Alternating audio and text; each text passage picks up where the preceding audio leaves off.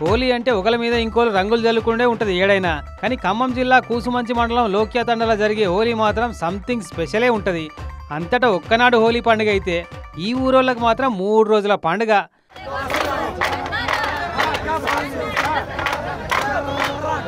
మొన్నటి సంధి మొదలు పెడితే ఇవాళ 3వ నాడు ఆఖరైతుంది.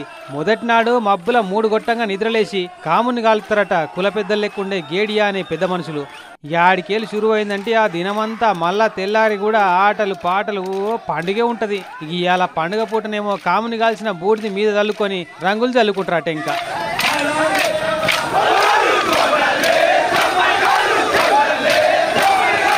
ఈ ఊళ్ళో అన్నిటికంటే స్పెషల్ ఏంటంటే ఏడాది సంధి పుట్టిన సంటోళ్లకు ఇయ్యాలనే పేర్లు పెడతారట.